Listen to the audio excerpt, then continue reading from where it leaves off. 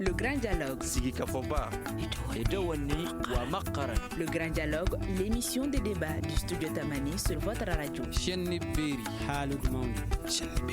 Kafoba. Le Grand Dialogue. Énième mission de la CEDEAO, énième échec à Bamako le week-end dernier. Le médiateur Goodluck Jonathan est une nouvelle fois rentré sans aucun compromis sur la durée de la transition. Les autorités maliennes proposent un délai incompressible de 24 mois alors que la CEDEAO exige 12 à 16 mois de durée supplémentaire. Comment parvenir à un compromis? Quelles pourraient être les chances pour parvenir à un compromis et quelles pourraient être les conséquences du statu quo sur les deux parties?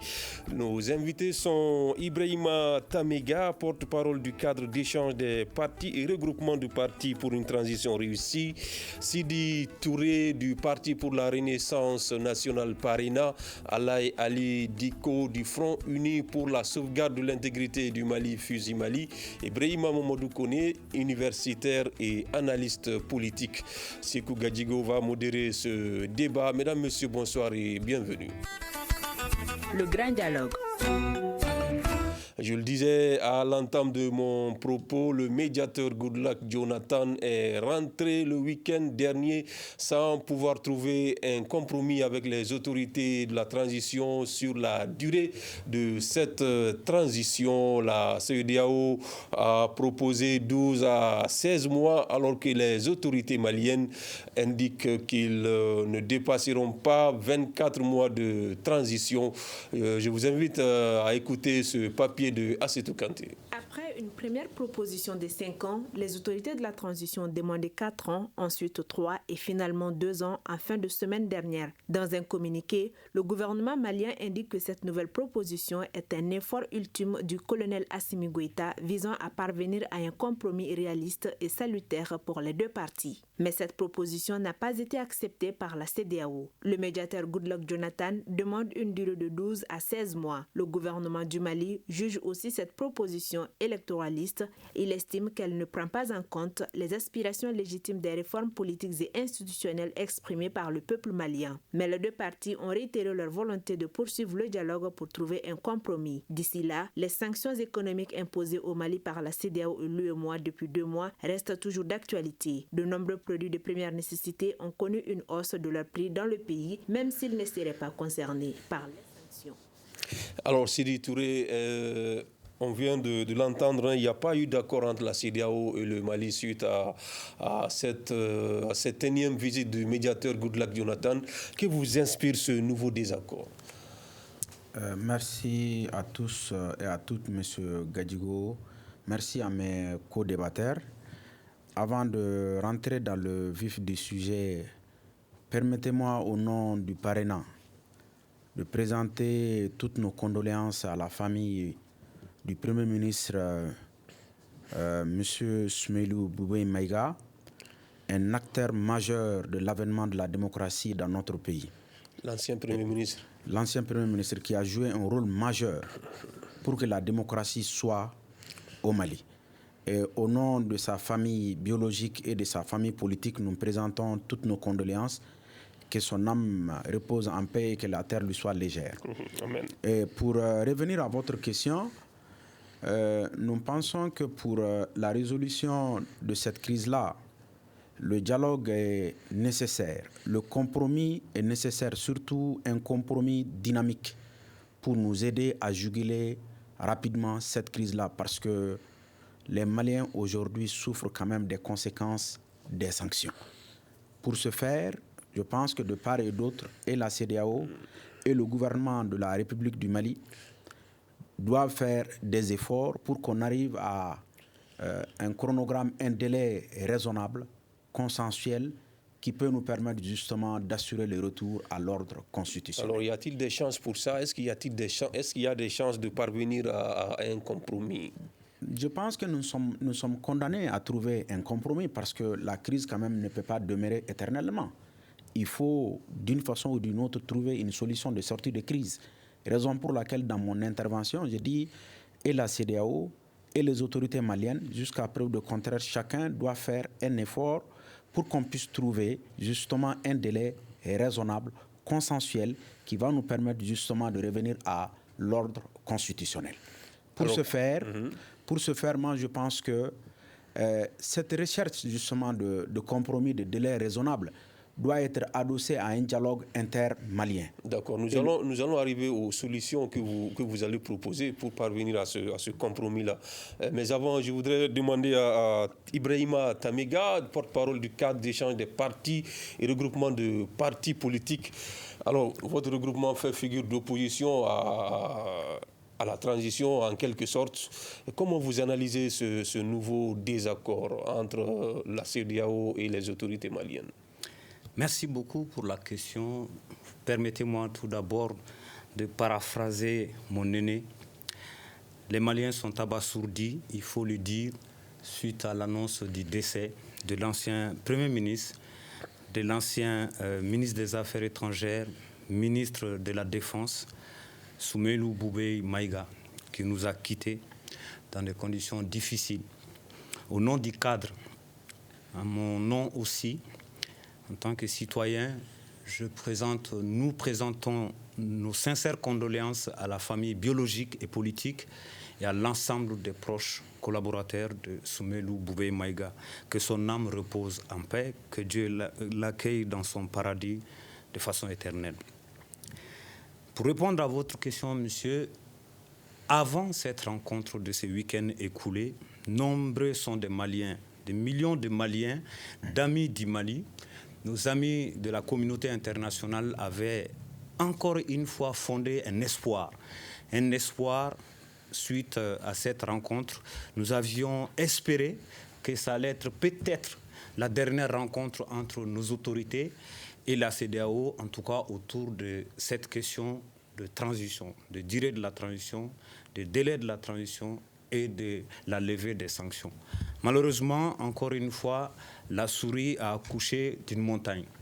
Malheureusement, la levée des sanctions est reportée à une date ultérieure.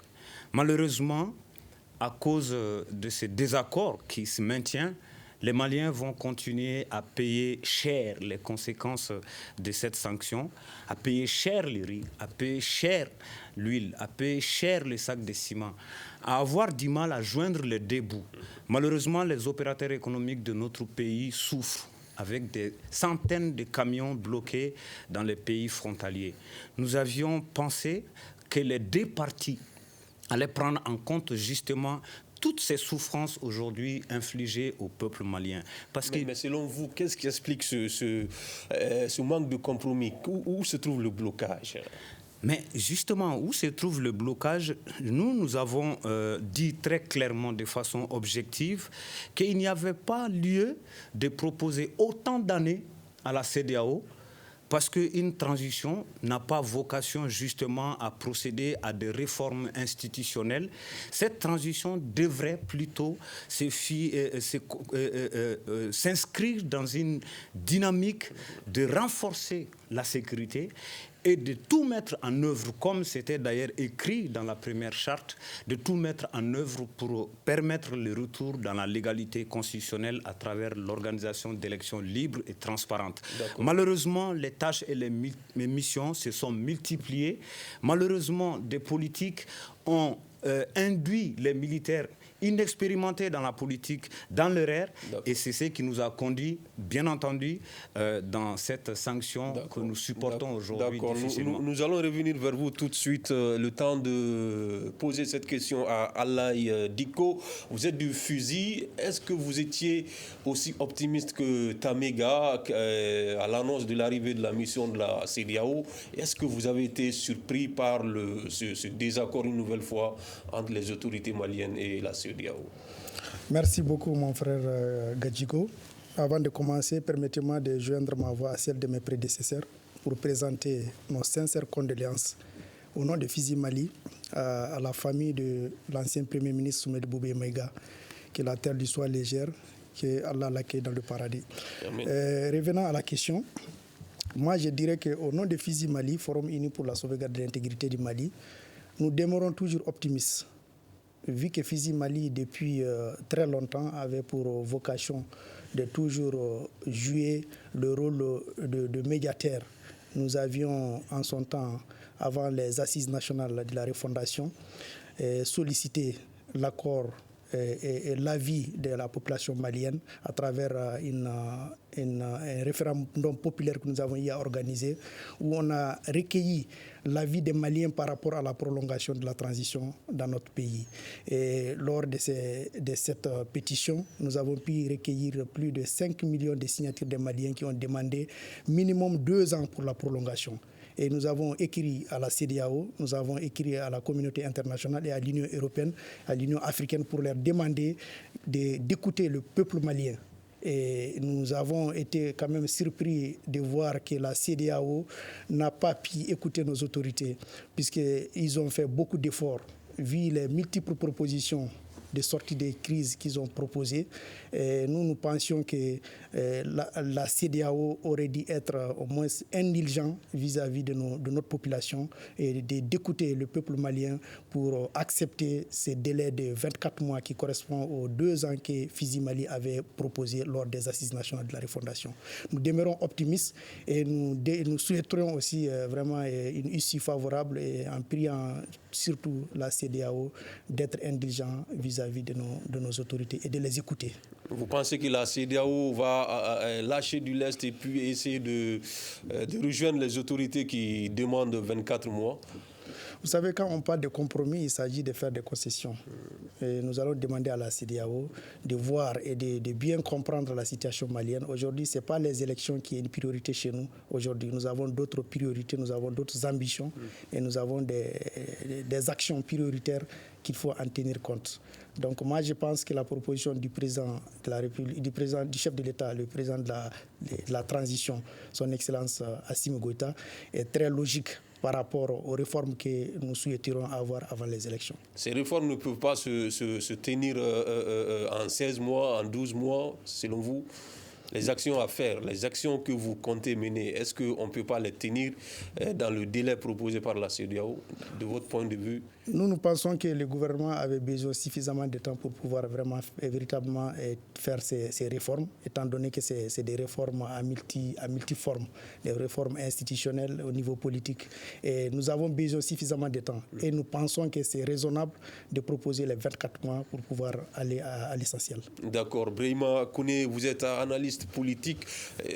Quand vous regardez ce nouveau désaccord, c'est la 3e visite de Goodluck Jonathan depuis le début de l'année. Et malgré tout, il n'y a pas eu de consensus sur le chronogramme. Vous, comment vous l'analysez? D'accord. Permettez-moi de rendre hommage à l'ancien Premier ministre Soumaïla Bouboué Maïga, avec qui j'entretenais de très bonnes relations sociales et amicales, qu'il repose en paix auprès de ses ancêtres. Maintenant, la question de fond aujourd'hui qui pose problème, la question elle est interne. C'est vrai que la question des élections relève de la souveraineté, mais il faut nuancer cette question. Vous savez, quand un pays s'engage à signer des accords internationaux, à signer des conventions internationales, à intégrer dans un espace d'intégration régionale, abandonne une partie de sa souveraineté. Et ce pays est soumis, n'est-ce pas, au règlement communautaire, aux droits communautaires de cet espace. Maintenant, ce qui fait le blocage aujourd'hui, c'est quoi? C'est qu'à l'interne, il n'y a pas de dialogue politique, il n'y a pas de dialogue social pour la sortie de crise. Il fallait appeler l'ensemble des acteurs importants du processus électoral, le réunir, discuter, sortir un calendrier électoral ensemble qui soit consensuel entre les Maliens d'abord et aussi faire d'autres assises pour convoquer l'ensemble des forces vives de la nation pour qu'on puisse décider réellement du délai de la transition. D'autres assises que celles qu'on a tenues récemment, les assises nationales? Oui, quel que soit le format, que ce soit une journée ou 2 jours, il fallait réunir l'ensemble des forces vives de la nation dans une démarche inclusive, sous le Tougouna, et que les gens décident ensemble quelle doit être la durée de la transition. Est-ce que c'est 1 année? Est-ce que c'est 2 ans? Et décider aussi, n'est-ce pas, du chronogramme électoral.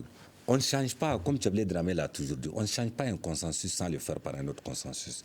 Le délai de la transition a été décidé à l'issue d'assises par les forces vives de la nation. Et si on doit changer, on n'a pas réussi à organiser les élections dans le délai imparti pour des raisons que nous connaissons tous.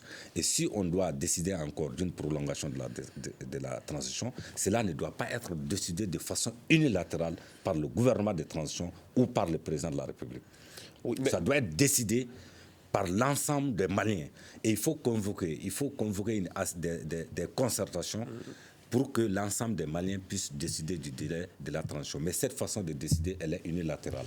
Mais le gouvernement dit que ce délai a été choisi conformément aux recommandations des assises, qui proposaient entre 6 mois et 5 ans. Et le gouvernement, face au refus de la CEDEAO, le gouvernement est revenu à 39 mois, 36 mois, après 29 mois et maintenant 24 mois. Malgré tout, vous pensez que le gouvernement évolue en solitaire?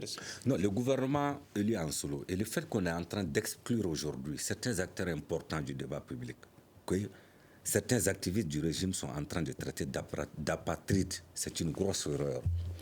Personne n'a comment je vais dire, le monopole, n'est-ce pas, du nationalisme ou du patriotisme. Ce qui dirige le pays aujourd'hui, c'est lié à certaines situations de conjoncture.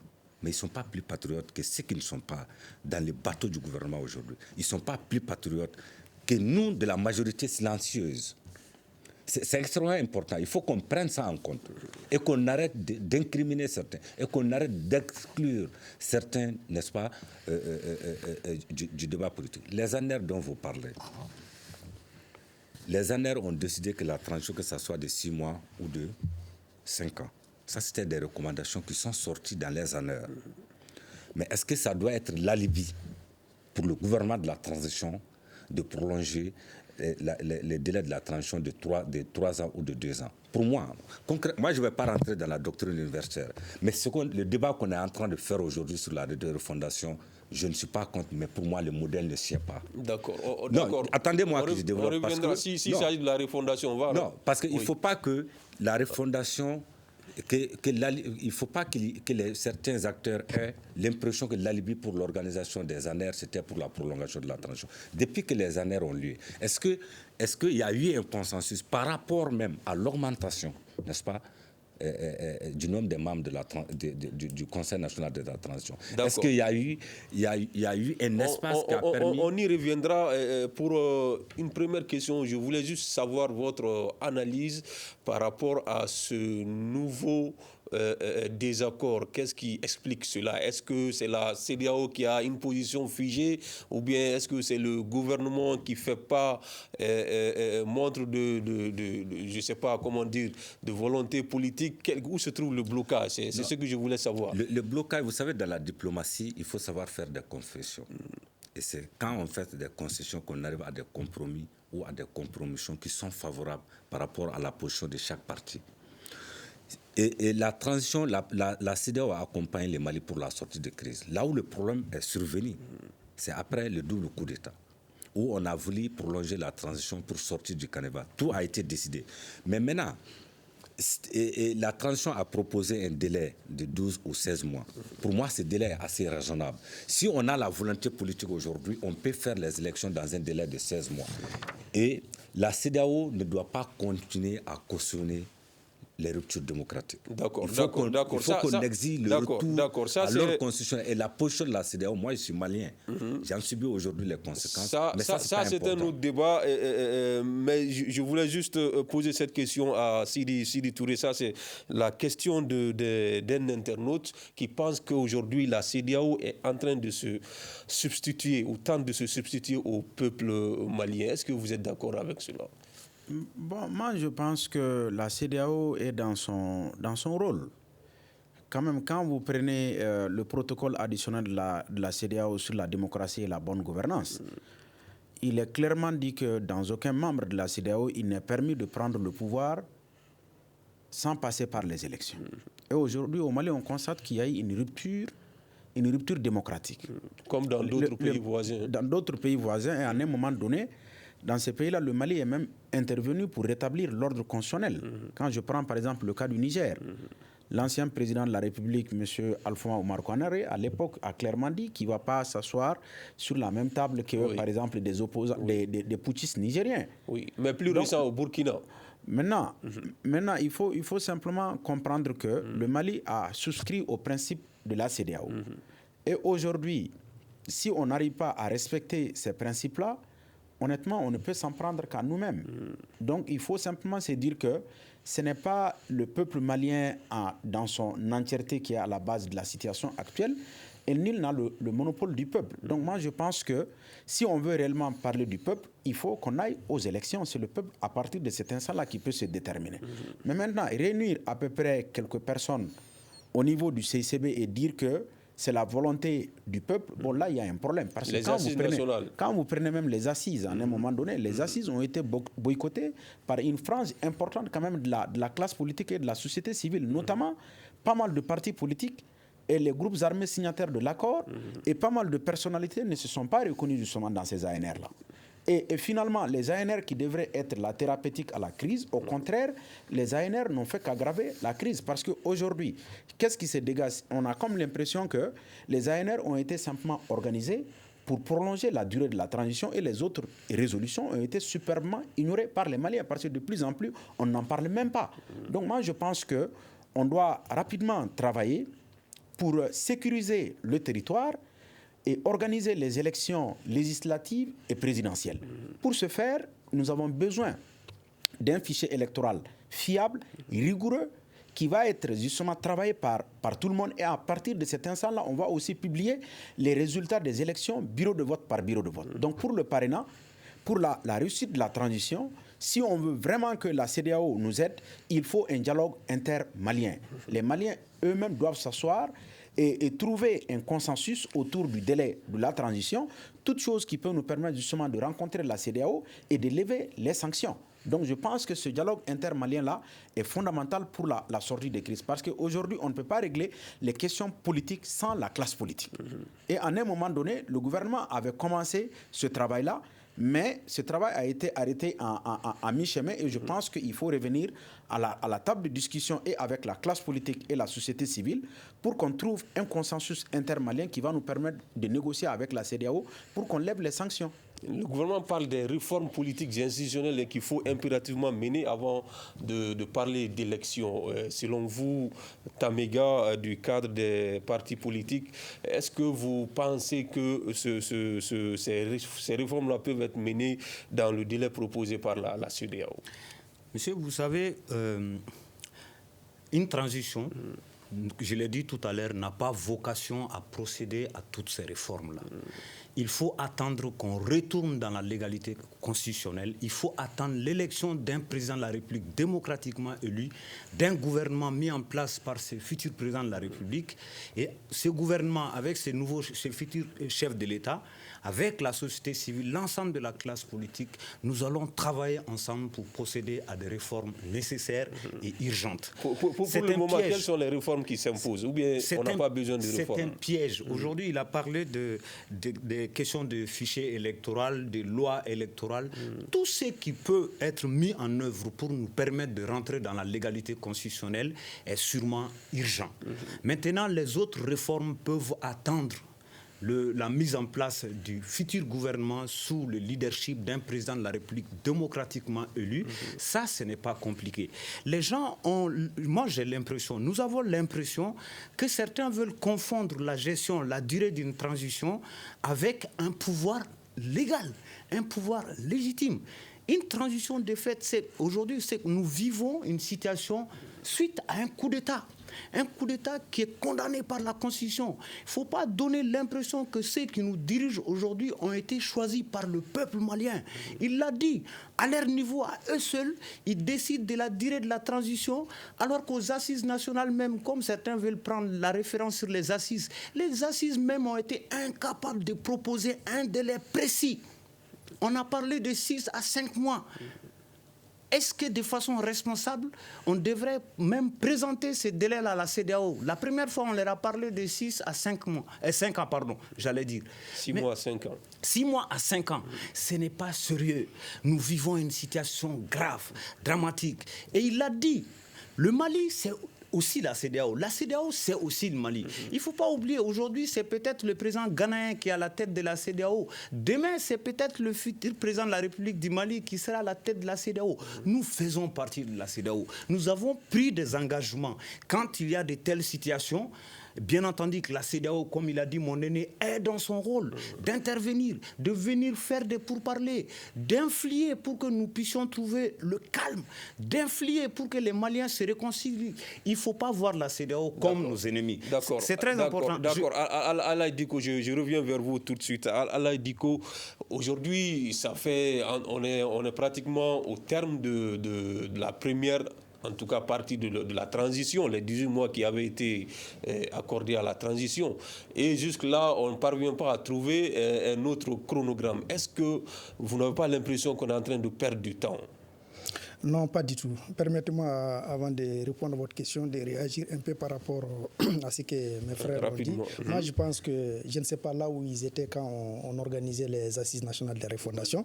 Moi, je pense que ces assises nationales ont été une réussite totale.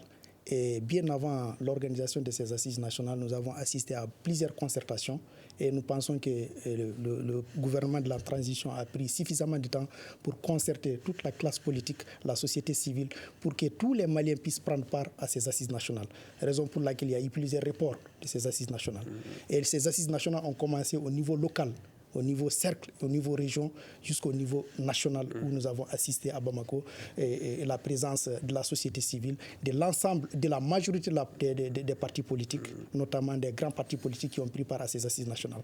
Moi, je pense qu'il est un peu honteux de dire encore qu'il faut organiser d'autres assises. Et ces assises nationales ont pris en compte la préoccupation des Maliens. Comme j'ai eu à vous le dire, nous avons été à recueillir l'avis des Maliens de l'intérieur comme de l'extérieur. Il ne s'agit pas de Bamako, il ne s'agit pas des partis politiques qui sont à Bamako, mais il s'agit des Maliens qui sont les Maliens lambda qui sont dans les villages, qui sont dans les hameaux. C'est eux qui se sont prononcés et c'est eux l'électorat. Donc ils ont demandé à ce qu'il y ait une prolongation et ils ont fait leurs propositions qu'ils ont soumises au niveau des assises nationales et qui a été prise en compte. Il s'agit d'une prolongation de 6 mois à 5 ans. Et vous savez, les assises nationales, il ne s'agissait pas seulement de déterminer la durée de la transition. Il y avait d'autres préoccupations, dont notamment la refondation. Il y a plusieurs préoccupations qui ont été prises en compte. Nous avons pensé qu'il est important que les Maliens comprennent que le gouvernement est en train de travailler pour nous amener vers une solution. Et parlant de la CEDEAO, nous pensons que la CEDEAO aujourd'hui, elle devait être indulgente. Pourquoi? Parce que on vous avait parlé de concessions. Moi, je pense que le gouvernement et l'ensemble des acteurs de la transition ont fait beaucoup de concessions. Ils ont fourni beaucoup d'efforts. Ils ont été à l'écoute de la CEDEAO, ils ont tendu la main. Et moi, je ne peux pas comprendre que la CEDEAO peut accepter 3 ans pour le Burkina et refuser 24 mois pour le Mali. Moi, je suis vraiment surpris et je pense que je parle sous le contrôle des juristes. Je n'ai vu nulle part dans les textes de la CEDEAO que c'est à la CEDEAO de décider un chronogramme pour un pays. Mais il faut préciser que le Mali, on a déjà fait 18 mois. Donc le Burkina a 3 ans, mais le Mali a déjà fait 18 mois, plus 24 mois encore, donc ce sera pratiquement plus que 3 ans. Alors, docteur Brahima Mamadou Koné, vous êtes analyste politique. Il y a un internaute qui pose cette question, Ibrahima Kébé. Lui, il veut savoir pourquoi la France prend le devant dans cette crise entre le Mali et la CEDEAO. Est-ce que vous avez ce sentiment-là? D'abord, permettez-moi de répondre. Rapidement, parce qu'on n'a pas... S'il vous plaît, le débat est très sérieux pour ça. Oui, moi, je n'ai pas de position, non. Oui. Je suis venu pour discuter. Permettez-moi de... Quand vous dites que c'est honteux, je crois que c'est trop dur. Moi, je dis d'organiser des concertations pour permettre aux gens de se prononcer sur le délai de la transition. Ce n'est pas un crime. Et les assises, les réformes politiques dont vous parlez, si on pose la question aux Maliens aujourd'hui, qu'est-ce que vous avez fait pour le Mali, je peux parler. J'ai participé à l'élaboration des politiques nationales du Mali, 2014 à 2016. la politique nationale, la politique foncière agricole. J'ai participé en tant que consultant à l'élaboration de la politique agricole du développement. Donc quand on parle de politique publique, je sais de quoi je parle. Aujourd'hui, on est en train de dire, les ANER ont fait telles recommandations. Est-ce qu'il y a un travail de réflexion? Est-ce qu'on a des modèles stratégiques? Et quand vous prenez le Mali, on a une économie extravertie. Quel est le débat aujourd'hui qui est mené par rapport à l'élaboration de modèles économiques pour nous sortir de cette économie extravertie pour aller vers une économie intravertie? Il faut qu'on diagnostique les vrais problèmes du pays, les vrais problèmes de développement socio-économique. Mais par rapport à l'autre question, on ne peut pas empêcher les Maliens de s'exprimer par rapport au délai de la transition. C'est un crime. La démocratie a été chèrement acquise. Parce que les Maliens sont empêchés de s'exprimer? Oui, non. On pense, dès que certains s'expriment, on pense qu'ils sont des ennemis du pays. Il faut qu'on sorte de cette posture pour poser les débats. Et si vous voulez poser les débats, il ne faut pas exclure certains du débat. Donc, quand on parle de réforme, c'est vraiment mon domaine, je sais de quoi on parle. Deuxièmement, vous pensez qu'un pays comme le Mali, assujetti par une crise multidimensionnelle, par une crise économique, par une crise sociale, humanitaire, on peut refonder ce pays, on peut changer les institutionnelles dans quelques mois de transition. Il fallait poser, n'est-ce pas, les bases de la refondation du Mali. Et je vous donne un exemple simple. Si on arrive à changer aujourd'hui la constitution du Mali, on a déjà posé les bases de la refondation du Mali. Le reste du travail va se poursuivre. Et ce travail revient de droit à un président légitimement élu par les Maliens qui va créer les cadres de concertation et les conditions de participation de l'ensemble des acteurs politiques et sociaux pour la mise en œuvre de Donc vous estimez que la réforme de la Constitution est impérative pendant cette transition? La réforme, pour moi, aujourd'hui, la réforme de la Constitution, elle est impérative. Nous avons une Constitution qui est dépassée. Cela peut prendre combien de temps? Il faut, pour moi, si on avait la volonté politique, depuis que le Premier ministre Choguel est venu, il est issu de la classe politique, il fallait que le cadre de concertation des partis politiques soit opérationnel. On sait que même tout bon juriste normativiste qui se respecte vous dira qu'on ne peut pas mettre en œuvre l'ensemble des dispositions de l'accord de la paix, pour la paix et la réconciliation sans reviser la Constitution parce qu'il y aura des blocages.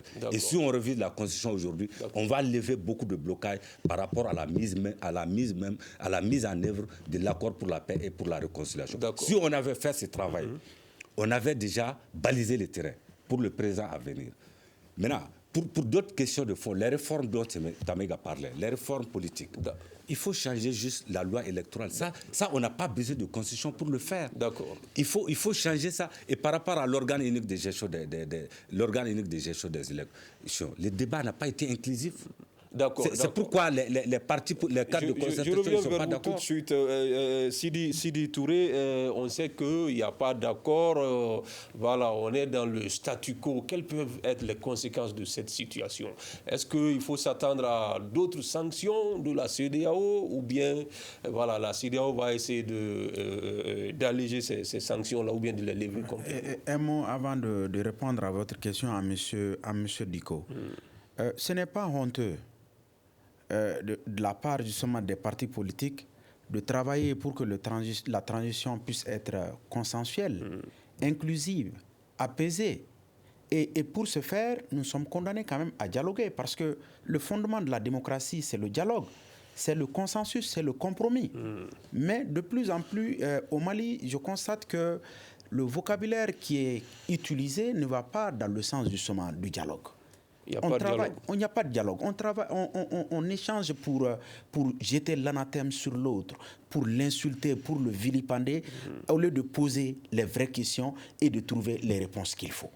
Nous pensons qu'aujourd'hui, pour sortir de cette crise-là, impérativement, à l'interne, les Maliens doivent dialoguer et on constate que le dialogue est en panne entre les acteurs politiques. Et le gouvernement, il faut forcément dialoguer pour trouver quand même un consensus qui va nous permettre d'échanger avec la CEDEAO. Mais la question que je me pose, mais même ce délai-là dont on parle, l'échange entre le Mali et la CEDEAO pour trouver un délai, finalement, l'application, ça va être à quel niveau? C'est au niveau du Mali. Et pour ce faire-là, nous sommes obligés quand même de parler avec la classe politique et la société civile. Et raison pour laquelle nous, au Parena, nous avons demandé qu'il y ait au moins un dialogue intermalien, qu'on trouve des solutions endogènes qui vont nous permettre d'échanger avec la CEDEAO pour qu'on lève les sanctions. Donc moi je pense que ce n'est pas honteux de demander les dialogues. Au contraire, c'est la voie du salut. Si on veut sortir, c'est-à-dire que de la crise là, de façon apaisée, de façon consensuelle, il est quand même extrêmement important que les Maliens entre eux échangent. D'accord. Je veux faire réagir Allah par rapport à ça. Et Sidi Touré estime qu'il n'y a pas de dialogue. Moi je pense qu'il y a du dialogue. Il y a du dialogue et le dialogue continue entre les populations maliennes, notamment les partis politiques qui ont été toujours sollicités, qui ont été toujours concertés, sauf ceux qui n'ont pas voulu participer. Je pense que lors des assises nationales, nous avons assisté à la participation des partis politiques au dialogue, et le dialogue continue. Le gouvernement est toujours ouvert à tout le monde. C'est une transition. Ce n'est le souhait des personnes qu'on tombe dans cette situation. Et c'est juste un bref délai. Et tous les Maliens sont appelés au dialogue. Et moi, je pense que le dialogue continue. Raison pour laquelle nous sommes là aujourd'hui, c'est pour dialoguer et trouver des solutions. Parce qu'on est tous des Maliens. Notre objectif, c'est qu'on sorte dans cette crise et qu'on remette le pays sur ses deux pieds. Donc, raison pour laquelle nous pensons qu'il est important que tout le monde prenne part à ces dialogues-là. Et les dialogues, c'est entre les Maliens. Ce problème, c'est un problème malien, c'est nous qui allons le résoudre. D'abord entre nous, à l'interne, avant de penser à d'autres partenaires. Moi, je pense que si tous les Maliens se mettent d'accord et se disent que vraiment c'est l'intérêt du Mali qui compte, il faut aller vers un consensus. Et je crois que la CEDEAO et les autres partenaires du Mali vont être d'accord avec nous. D'accord. Moi, je pense que le dialogue, c'est toujours ouvert et on est dans le dialogue et nous continuons à dialoguer toujours pour trouver des solutions. Vous ne craignez pas les conséquences de ce statu quo-là depuis le 9 janvier? On est sous sanctions. Jusque-là, il n'y a pas d'accord avec la CEDEAO. Ou bien vous pensez que le Mali peut faire sans la CEDEAO? Quel est votre sentiment par rapport à ça? Le fait qu'on est toujours sous sanctions, il n'y a toujours pas d'accord. Effectivement, on est dans les sanctions et c'est vraiment dire pour le pays et c'est dire pour la population malienne. Et moi, je pense que laissons le gouvernement faire son travail. Le dialogue continue toujours. Déjà, il y a une commission qui est sur pied, qui est en train de travailler sur la négociation. Et je pense que, espérons que la prochaine rencontre entre la CEDEAO et le Mali, qu'on aura des solutions idoines. Nous, on est optimistes et nous pensons qu'il y aura une solution, Inch'Allah. Alors, Brahima Tamega, j'espère que vous l'êtes également, ici dit comme Allah Diko, vous êtes optimiste également, mais aujourd'hui, si la situation restait telle qu'elle est aujourd'hui, quelles peuvent être les conséquences sur le Malien lambda? Bien sûr, finalement, on se demande quel est l'objectif de cette transition. C'est maintenir au pouvoir en méprisant une grande partie du peuple malien, parce que on a l'impression que les autorités de la transition ne sont pas en train de mesurer la souffrance du peuple malien. Pas seulement dû aux sanctions, mais depuis le coup d'État à maintenant, c'est bien entendu une situation compliquée. Les Maliens ont du mal à dormir. Les Maliens ont du mal à se sentir en sécurité alimentaire, sécurité dans nos terroirs. Bien entendu, c'est cette question. Les conséquences, aujourd'hui, nous la subissons à tous les niveaux. À tous les niveaux, monsieur. Vous avez parlé d'inclusivité, qu'il y a un dialogue. Moi, mon souci majeur se trouve là, en fait, justement. Il n'y a pas de dialogue, monsieur.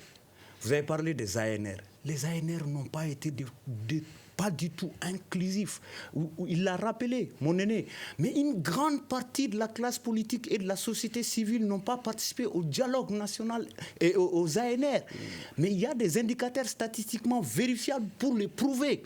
Aujourd'hui, au sein du cadre, si on prend l'ensemble des structures qui constituent le cadre dont je fais partie, mais vous savez, vous avez plus de 100 organisations, partis politiques, associations, acteurs de la société civile compris, qui sont tous aujourd'hui mis à l'écart. On ne les écoute pas, on ne prend pas en compte leur avis. Nous, quand on parle, on nous voit tout de suite comme des ennemis de la patrie. Ici, mais que pensez-vous aujourd'hui de la décision des autorités d'ouvrir le gouvernement, le CNT, suite à la révision de la charte? Maintenant, le cadre peut intégrer le gouvernement s'il le veut. Nous, en fait, on ne voit pas tout ça comme une forme de partage de gâteau. Ça, c'est un partage de gâteau? Mais comme certains peuvent le penser. Nous, on n'est pas inscrits dans cette logique-là. On veut être écouté, on veut s'impliquer, parce que la situation de notre pays nous préoccupe tellement que nous avons aussi besoin, nous avons aussi envie de jouer notre partition aux côtés des autorités de la transition. Par contre, je vais rectifier quelque chose que vous avez dit et que Diko a insisté aussi là-dessus. Vous savez, nous, on n'est pas contre la transition. On a l'impression que le cadre est contre la transition. Est-ce que j'ai dit que vous êtes contre la transition? Opposé à la transition, vous l'avez dit à l'entame de votre introduction, de votre intervention. Nous ne sommes pas opposés à la transition. Par contre, nous sommes déterminés à donner notre point de vue. Nous sommes déterminés à nous faire entendre. Nous sommes déterminés à jouer notre rôle de républicains et de démocrates. Personne ne peut nous enlever notre nationalité malienne. Nous sommes aussi des Maliens. Nous n'allons pas accepter que d'autres se croient plus maliens que nous mettent de côté, nous traitent d'apatrides, d'ennemis du pays, d'ennemis de la nation, d'amis de la France, d'amis de la CEDEAO, comme si nous sommes en train de comploter avec le reste de la communauté internationale contre le Mali. Ça, c'est une erreur. Aujourd'hui, monsieur, comment certains peuvent insulter justement la CEDEAO sans une réelle connaissance des liens économiques et historiques qui nous lient? Comment un pays enclavé comme le nôtre, certains parmi vous demandent à ce qu'on quitte la CEDEAO? D'accord. On ne va pas refaire l'histoire des relations entre le Mali et la CEDEAO. Je reste dans le temps, on n'a plus assez de temps. Non, je viens. Juste un dernier mot. Comment un pays qui ne contrôle plus les 1/3 de son territoire peut vouloir se passer de l'aide de ses voisins immédiats, voisins limitrophes? Arrêtons de voir le mal partout, arrêtons de voir tout en noir, arrêtons de penser que tout le monde est contre nous. Nous sommes aussi africains et c'est important quand les autres pays africains que peut-on faire aujourd'hui pour sortir de cette situation? Comment trouver le juste milieu? La CEDEAO dit 12 à 16 mois, les autorités disent 24 mois, un délai incompressible. Est-ce qu'on peut concilier ces positions? J'insiste là-dessus. Vous savez, le Mali est un pays résilient. Est un pays de dialogue et de consensus. Pour moi, ce que j'ai dit, il faut rendre opérationnel les cadres de concertation des partis politiques. Qu'est-ce qu'il appelle aujourd'hui? Le président Assimi sait qu'il n'y a pas un consensus autour du Premier ministre. Il est de son devoir à travailler pour avoir le consensus du Premier ministre. Et comment cela doit se faire? Il faut appeler ceux qui ne partagent pas aujourd'hui la vision du gouvernement. Il faut se donner un temps de les écouter. Et quand vous les écoutez, demandez à l'ensemble de revenir dans les bateaux du Mali et qu'on puisse décider ensemble. Je suis convaincu et persuadé, si les Maliens, dans une majorité écrasante, décident aujourd'hui de la prolongation de la transition de 24 mois dans un consensus, la CEDEAO va revoir sa position. La CEDEAO va reconsidérer sa position. Quand vous dites les Maliens, vous parlez des acteurs politiques? Je parle des acteurs importants, des acteurs politiques, que ce soit les organisations de la société civile, les acteurs politiques. Si l'ensemble de ces acteurs aujourd'hui, que les cadres de concertation reviennent dans les bateaux de la transition et qu'ils soient d'accord pour une transition de 2 ans, je pense que la CEDEAO va reconsidérer sa position. Mais tant que nous avons des problèmes internes, structurels, avec la polarisation des acteurs, il va être difficile qu'on puisse avoir un consensus par rapport au délai de la transition. Nous sommes souverains, mais il faudrait qu'on s'entende là-dessus. Parce que le problème que la CEDEAO a aujourd'hui, c'est que certains acteurs ne sont pas d'accord avec la prolongation. Rapidement, comment faire en sorte que ces gens-là Est-ce que cette entente-là est possible entre les acteurs politiques? Mais on est condamné à nous entendre si réellement nous voulons le bien de notre pays. Qu'est-ce qui vous empêche de vous entendre? Le plus fort détermine les règles du jeu, comme l'a dit Nelson Mandela. Aujourd'hui, c'est le président de la transition qui doit donner quand même les indications. Et je pense que ce travail-là va se faire pour aider le Mali à sortir de cette crise-là. Donc, il faut rassembler les Maliens autour de l'essentiel. L'essentiel, c'est quoi? C'est d'abord de sécuriser le pays et de travailler d'arrache-pied pour le retour à l'ordre constitutionnel. Ce travail-là est possible. Donc, impossible n'est pas malien. Si on veut, on peut, je pense. Ok, rassembler les Maliens autour de l'essentiel, ce sera le dernier mot de ce débat, du grand dialogue qui parlait aujourd'hui de la crise entre le Mali et la CEDEAO, comment trouver un compromis sur la durée de la transition. Nous avions sur ce plateau Sidi Touré du Parti pour la Renaissance nationale Parina, Alaï Ali Diko du Front Uni pour la sauvegarde de l'intégrité du Mali, Fusi Mali, Ibrahima Tamega du porte-parole du cadre d'échange des partis et regroupements de partis politiques, et Brahima Mamadou Kone, enseignant et analyste politique. Cette émission a été mise en onde par Adjaratou Traoré. À la régie vidéo, il y avait Nouhoum Djiré. Merci à toutes et à tous. Sekou Gadjigo vous l'a présenté. On se retrouve demain pour un autre numéro du Grand Dialogue. Le Grand Dialogue. Sigi Kafoba. Le Grand Dialogue, l'émission des débats du studio Tamani sur votre radio. Sigi Kafoba.